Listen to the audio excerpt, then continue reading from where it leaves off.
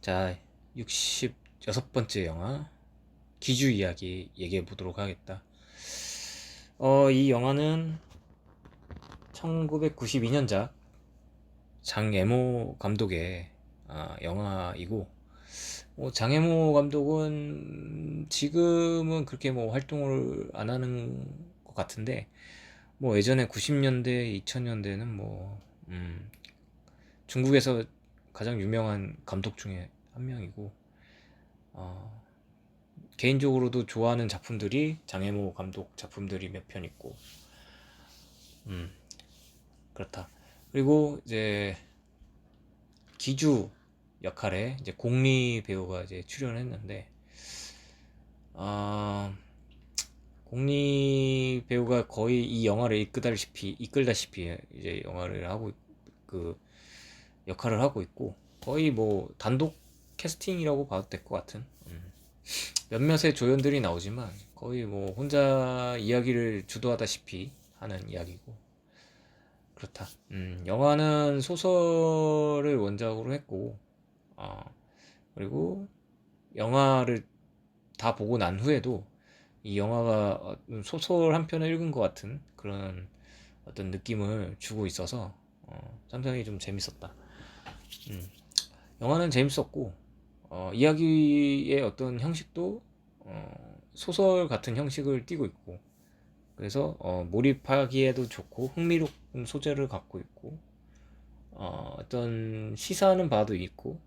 두루두루 괜찮은 영화였고, 훌륭한 작품이라고 좀 생각이 든다. 영화는 뭐 제목처럼 기주라는 인물에 관한 이야기고, 기주라는 인물은 시골에 사는 그냥 일반적인 그 아낙네고 결혼한 유부녀고, 근데 이 영화는 이제 그 기주의 남편이 촌장한테 그 급소를 걷어차이면서, 그러니까 거시기를 걷어차이면서 발생하는 이야기라고 보면 될 것 같고, 그래서 기주는 촌장한테 사과를 받길 원하는데 촌장은 사과를 안 해주고, 뭐 그럴 수도 있다, 뭐 먼저 이제 네 남편이 먼저 말을 나한테 심하게 했다, 그래서 내가 걷어쳤는데 뭐 그럴 수도 있지 않냐, 뭐 이런 식으로 나온 적반하장식으로 나오기 때문에, 이 기주라는 아낙네는 그 동네 파출소 같은 곳에 가서 그 공안한테, 중국 공안한테 이런저런 이제, 그러니까 고소를 한 거지. 이제 고소를 접수를 했는데 그 공안은 뭐 합의금 및 뭐 치료비조로 뭐 얼마를 내고 이제 끝내자라고 했지만, 처음에는 기주도 이거를 받아들이지만 촌장이 결국에 끝내 사과를 하지 않는 모습을 보이면서 기주는 다시 더 큰 이제 경찰서 같은 곳에 가서 다시 접수를 하고, 또 판결을 받았지만 그 통보 내용이 역시 전과 동일했고, 그래서 기준은 이것은 촌장과 공안 사이에 어떤 커넥션이 있었다라고 생각을 해서 이제 베이징으로 가서, 대도시에 가서 그 더 큰 이제 경찰청 같은 곳으로 가서 또 접수를 하게 되고, 다시 판결은 똑같고, 그래서 결국에 변호사를 선임해서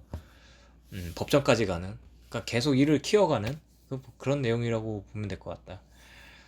끝내는 이제 촌장은 사과를 하지 않지만, 음, 그 기준은 이제 만삭의 몸이었기 때문에 그 아기가 태어날 때 촌장의 도움이 엄청나게 커서 마지막에는 이제 둘 사이가 하회 모드로 이제 끝을 내나 싶었는데, 어, 결국에는 이제 그 남편의 갈빗대가 부러졌다는 그 진단서가 제출이 되면서부터 이것은 이제 폭행죄로 들어와서 15일 감금, 그러니까 15일 감방에 들어간 구치소로 갔다고 보면 될 것 같은데, 15일 구치소 행으로 이제 촌장에 끌려가게 되면서 영화는 이제 끝을 맺는다. 그래서 어떻게 보면 약간의 반전을 좀 보여주고 있고, 이 반전이 개인적으로는 굉장히 좀 재미난 요소였다고 나는 생각을 하고 있고, 음. 그래서 기주라는 인물을 좀 천천히 좀 생각해 보면, 처음에는 이게 워낙 그 중국의 옛날, 어, 내가 생각하기는 한 8, 90년대의 모습인 것 같은데, 워낙 그 예전에 중국에서의 모습이기 때문에 어떤 여성으로서의 파워도 없었을 뿐더러, 어, 그렇기에 좀 더 뭔가, 영화 초반에는 그, 악에 좀 불의에 맞서는 어떤 여성의 모습을 좀 보여주고 있는가 싶기도 하고, 그리고 계속 이제 이를 키워나가고는 있지만 그래도 뭔가 음, 좀 똑손이 같은 행동도 보여주고, 어떻게 보면 좀 물렁한 남편에 비해서 좀 고집스럽고 좀 뭔가 주도적으로 좀 일을 처리해 나가는 어떤 그런 모습도 보여주고 있어서, 아, 이런 중국의 어떤 이런 여성의 모습을 보여주는 영화인가 싶었는데, 그 뭐랄까 마지막에 어떤 그 반전의 장면 때문에 어, 어떤 뭐 정의로운 그 기주의 모습은 온데간데 사라지고, 그저 좀 뭔가 음, 뭐랄까 어리숙한 그냥 시골 아낙네의 모습으로 전락시켜 버리는 그런 엔딩을 보여주고 있는 점에서 좀 재밌었다고 좀 생각이 들고 있다. 뭐 어떻게 보면 이제 이 뭐랄까 시골 사회와 어떤 시골 사회에서의 뭐 법과 질서의 체계 뭐 이런 뭐 것들도 문제 삼을 수도 있겠지만,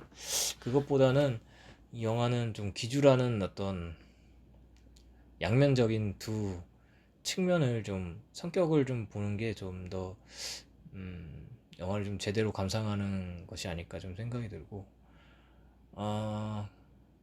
그러니까 뭐랄까 이 똑똑한 멍청이라고 해야 되나? 뭐 이런 음, 뭐 이런 느낌? 이런 느낌이라고 해야 되나? 음. 그 물렁한 남편이 알고 보니까 뭐랄까 지혜롭게 행동을 한 거구나라는 것을 마지막 관전에서 좀 알게 된 것 같기도 하고, 그리고 실상 지금도 현실에서도 이런 어떤 자잘구레한 사건 사고들은 일어나기 마련인데, 이럴 때 과연 기주처럼 행동하는 것이 옳은 것인가, 아니면 적당한 선에서 어, 마무리하는 게 옳은 것인가 라는 어떤 좀 문제를 한번 좀 생각해 볼 법한 뭐 그런 내용의 영화라고 할 수도 있을 것 같다. 그래서 뭔가 그 뻔한, 그러니까 만약에 이 영화가 어떤 뭐랄까 그렇게 극적으로 하회를 하고 뭐 마무리를 졌으면 뭐 그냥 한 편의 이야기로서 이제 역할을 한, 그냥 그저 그런 이야기로서 영화로 이제 끝을 맺을 수도 있겠지만, 뭔가 살짝 비틀어 주면서 이 영화가 아주 색다른 맛을 내게 하는 뭔가 그 신의 한 수 같은 그 그런 역할을 한 것 같아서 굉장히 좋았고, 어, 영화는 이제 중국의 어떤 시골과 대도시의 풍경을 좀 사실적으로 묘사하고 있는데, 그래서 이제 중국적인 색채들이 짙어서 좀 뭔가 좀 이색적이지만, 반면에 좀 예전 한국의 좀 풍경들과 비슷한 점이 있어서 상당히 좀 익숙하다고 해야 되나 뭐 그런 측면도 있고, 그래서 이 사실적인 묘사가 좀 어떻게 보면 좀 다큐 형식인 것 같기도 하고, 뭐 그래서 연출은 상당히 잘한 것 같다고 생각이 든다. 이 영화는 좀 제 49회 베니스 국제영화제 상금 사자상을 수상했고, 이 영화를 통해서 국립 배우가 세계적으로 좀 주목받는 계기가 되었다고 한다. 음, 이 영화를 보면서 이 당시만 해도 중국의 그 문화예술이 굉장히 강력했는데, 왜 지금은 이렇게 됐을까라는 좀 어떤 의구심이 좀 들게 만드는 그런 측면도 있었고, 음,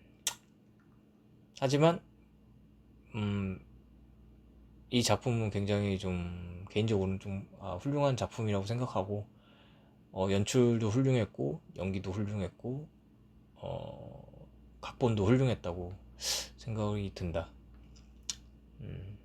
이상 끝.